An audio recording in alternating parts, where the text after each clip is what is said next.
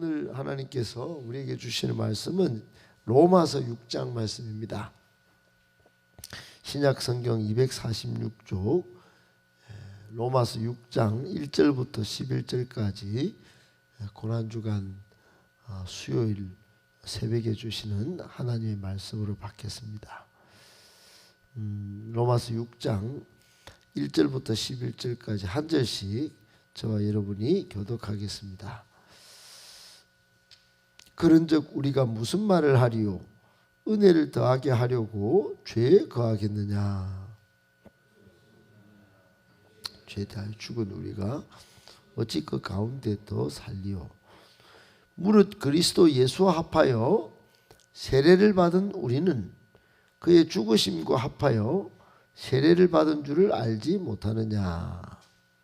그러므로 우리가 그의 죽으심과 합하여 세례를 받음으로 그와 함께 장사되었나니 아버지와 그리스도를 죽은 자 가운데서 살리심 같이 우리 또한 새 생명 가운데서 행하게 하려 함이라.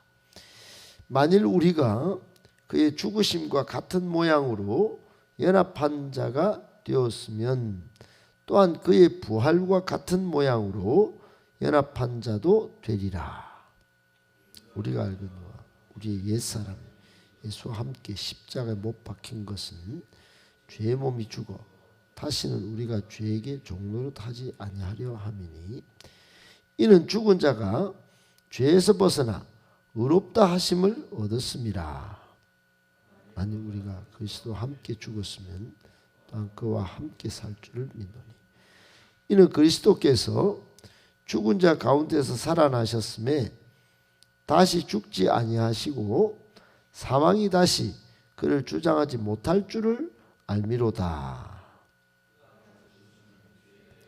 단번에 죽으시며 그가 살아계시면 하나님께 대하여 살아계시니 11절 같이 있습니다. 이와 같이 너희도 너희 자신을 죄에 대하여는 죽은 자요 그리스도 예수 안에서 하나님께 대하여는 살아있는 자로 여길지어다. 아멘. 네, 이렇게 고난 주간에 십자가 부활에 대하여 깊이 묵상하고 또 신앙 생활을 좀 더 하나님 앞에 나아가려고 애쓰고 힘쓰는 여러분을 하나님께서 큰 은혜 주시고 능력 주시고 새 힘 공급하여 주시기를 예수님의 이름으로 축복합니다. 아멘. 오늘 말씀을 세 가지로 정리해서 묵상하고 그 묵상한 말씀 붙들고 기도하면 좋겠습니다. 첫 번째, 성도는 죄에 대하여 죽은 자입니다. 성도는 그리스도 안에서 죄에 대하여 죽은 자입니다. 여러분 로마서 6장은 우리 전번주에 지난주에 세례식에서 썼던 말씀 구절이기도 하고 또 오늘 또 우리가 순서를 따라서 큐티 말씀으로 묵상하게 되는데 여러분 신약 성경에 사도 바울을 비롯한 많은 이야기가 대부분 십자가와 부활을 이야기하고 있다는 사실을 아십니까? 십자가의 죽음과 부활의 생명에 대하여 많은 부분 할애되어 있다고 하는 사실을 아시는지요?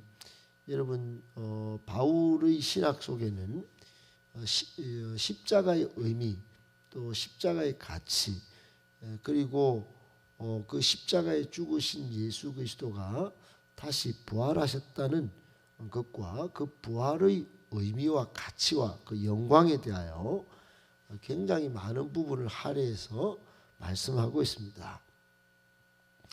오늘도 그 본문 중에 하나인데요. 신약 성경에 이렇게 십자가와 부활에 대하여 쭉 많이 적어놓은 내용 가운데 하나가 로마서 6장입니다. 그런데 그 십자가라는 것이 첫 번째 의미가 쉽게 말하면 우리는 예수 그리스도 안에서 옛 죄된 모습은 죽었다, 죽는다 그런 뜻입니다. 여러분, 우리 인간의 가장 근본적인 문제는 죄 문제죠. 죄 문제입니다. 이게 죄 문제를 해결한 것이 예수님의 십자가단 말입니다. 십자가. 십자가가 없었다면 우리의 죄 문제는 영원히 씻지도 해결할 수도 없는 그런 심각한 문제가 이 죄로 인한 죽음인 것입니다. 여러분, 그런데 사람들이 오해하기를 1절에 은혜를 더하려고 죄에 거하겠느냐 이렇게 바울이 반문하죠. 그때 아마도 착각하는 사람들 중에는 죄가 더한 곳에 은혜가 더욱 넘친다. 로마서 5장 30절에 나오는 말씀, 5장 20절에 나오는 말씀인데, 어쨌든 여러분, 사람들의 착각은 죄 많이 진 사람이 은혜를 더 크게 안 받나 이런 이야기인 것입니다. 최근에도 그런 이야기를 하는 사람과 저는 이야기를 나눈 적이 있어요. 목사님은 예수 안 믿다가 탁 믿어가 좀 은혜 많이 받았다 아닙니까? 우리는 어릴 때부터 교회 다니가 모르겠어. 죄 안 짓는 것 같기는 한데 은혜는 없는 것 같아요. 이렇게 말한단 말이에요. 여러분, 이 말은 다르게 이렇게 반대로 이야기하면 우리는 은혜가 별로 없는 이유가 죄가 안 커서 전격적으로 이렇게 예수 안 믿다가 믿는 이런 게 없어가지고 그냥 잔잔하게 하다 보니까 아주 구원의 확신도 없고 그냥 그렇게 여기 사는 거 아닌지 모르겠다고 하는 그런 말인 것입니다. 여러분, 죄로 인식할 때 더 큰 은혜를 체험한다. 이 말은 이게 사실은 성경적인 어떤 올바른 입장이 아니에요. 옳은 생각이 아닙니다. 여러분, 어떤 한 부모님이 우리 아이는 이단에도 가보고 가톨릭도 가보고 성경도 안 믿어보고 그런 걸 가르쳐야하는데, 부모된 입장에서 여러분 성경을 우리가 쭉 읽어보면 어린 아이 때부터 성경을 가르치고 믿어보고 안 보고 예수님 안 보고 믿는 믿음이 더 귀하고, 여러분 이단을 안 가보고 복음의 진리를 깨닫고 가짜를 분별해내는 능력을 키우고, 이게 옳은 생각 아니겠어요? 그렇지 않고 그냥 다 죄가 크니까 은혜가 크다는 식으로 그 죄를 다 지어보고 은혜를 크게 듬뿍 받아라. 그리고 이단 빠져나오지 못하면 이게 더 큰 문제 아니겠어요? 바울은 지금 이 문제에 대해서 2절에 딱 단호하게 첫 번째 그렇게 말합니다. 은혜를 더하게 하려고 죄를 더 많이 짓겠느냐? 그럴 수 없느니라. 그럴 수 없다. 그것은 성립 불가하다는 거예요. 은혜를 경시하고 죄를 더해도 죄 가운데 거해도 된다는 생각, 그건 굉장히 위험한 생각이라는 겁니다. 왜 안 됩니까, 여러분? 왜 안 되느냐?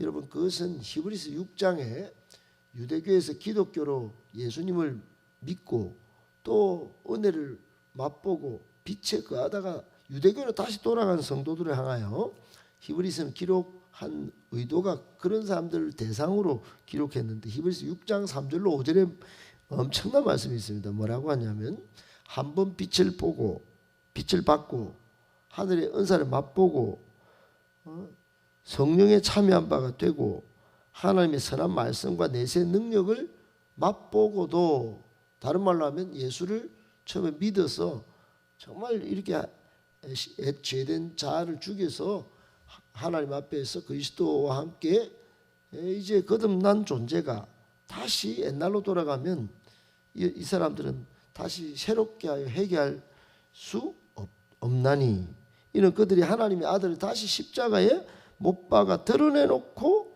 욕되게 함이라 그랬습니다.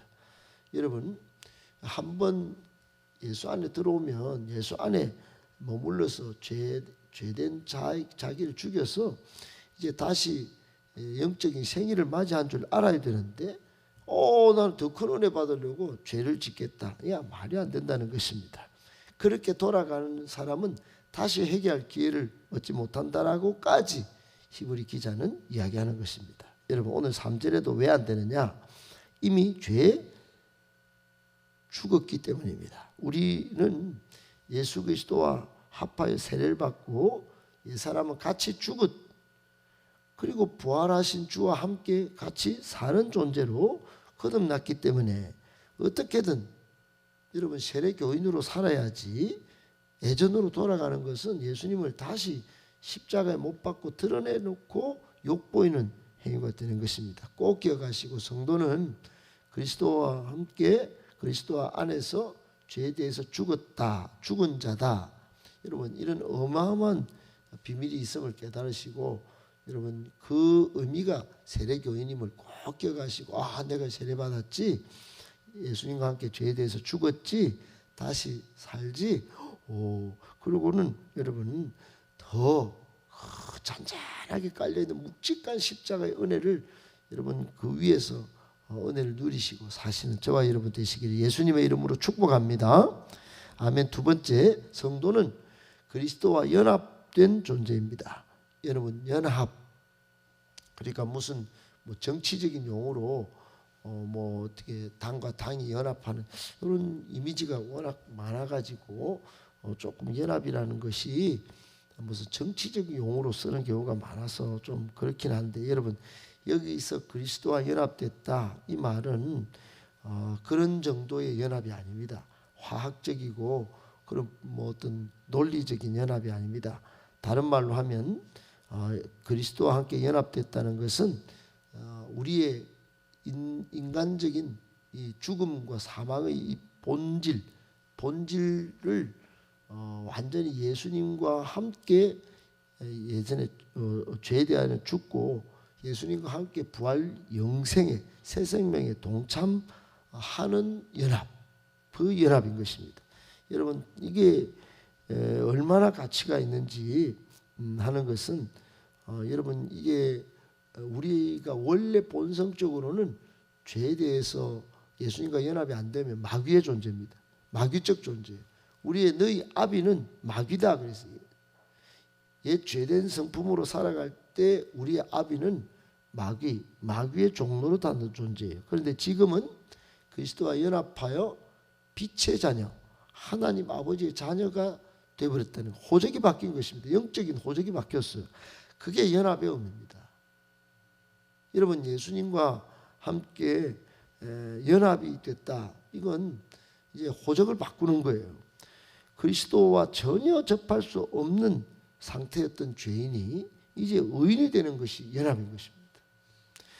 여러분 믿음의 이질적인 존재가 죄악한 성품을 돌출시켜서 이 죄를 씻어버린 게 이게 연합인 것이에요.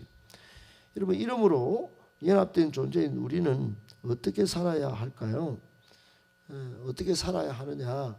그럼 여러분 이제는 예수님과 함께 이제 부활 영원한 생명을 얻었으니 죽어도 되는 존재다. 그런 생각을 갖고 살아야 되는 것이에요. 죽어도 다시 사는 거예요. 연합됐으니까. 여러분 그 정도의 엄청난 특권, 놀라운 이런 영적 비밀이 어디 있습니까? 세상에는 없습니다. 세상에 없어요.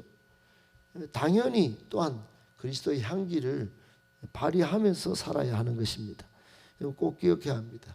예수님과 연합된 존재이기 때문에 이제 죽어도 다시 사는, 죽어도 되는 존재이므로 죽음에 사로잡혀서 마귀의 종들, 누구 같다고 죽는데, 누구 그 예수 믿어봤자 소용없대, 이런 모든 유혹과 두려움을 주는 이 마귀의 이 속삭임에 전혀 요동하지 않을 존재가 우리고, 더불어 그리스도의 향기를 발하는 그런 존재가 그리스도와 연합된 우리다는 거 꼭 기억하시고, 여러분 예수님처럼 살아가시는 예수님의 자녀들, 또 우리 제자들 다 되시기를 예수님의 이름으로 축복합니다.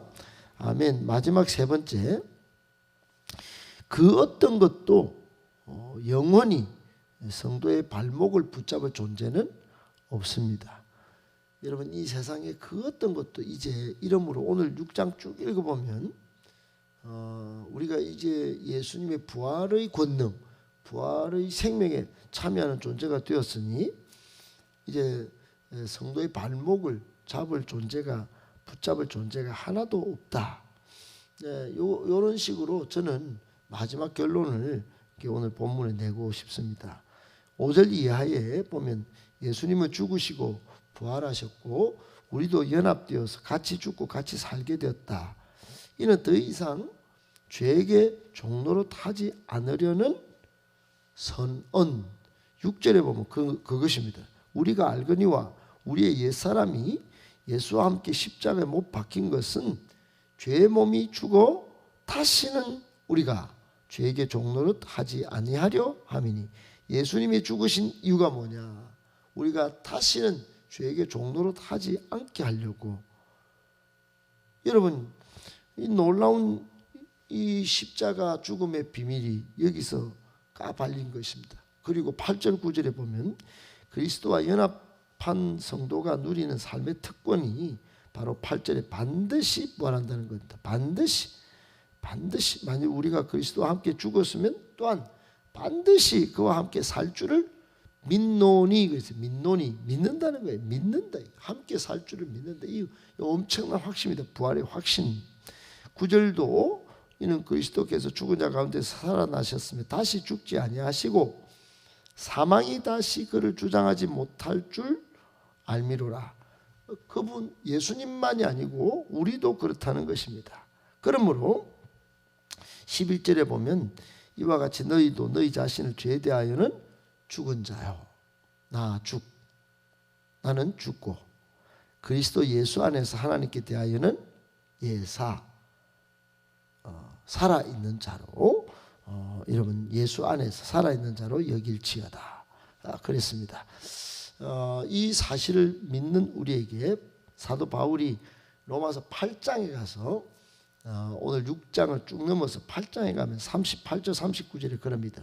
당당히 선포하는데 우리 주 그리스도 예수 안에서 예수 안에 있는 하나님의 사랑에서 끊을 수 없으리라 했어요. 끊을 수 없어요. 아무것도 사망도 권세도 어떤 것도 이런 놀라운 사랑을 끊을 수 없다는 것입니다.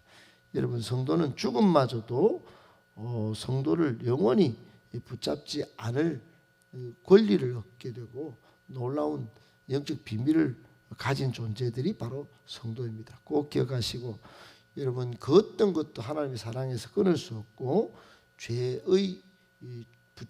붙잡고 우리에게 톡 막 폭탄 던지듯이 폭탄 돌리게 하도록 만드는 이 마귀의 종 이미 여러분 이제 폭탄이 우리를 죽일 수 없습니다. 꼭 기억하고 성도의 발목을 붙잡을 존재는 그 어떤 것도 없다는 이 놀라운 승리의 소식을 꼭 붙들고 오늘 하루도 활기차게 보내시고 일평생 믿음 안에서 살아가시기를 예수님의 이름으로 축복합니다.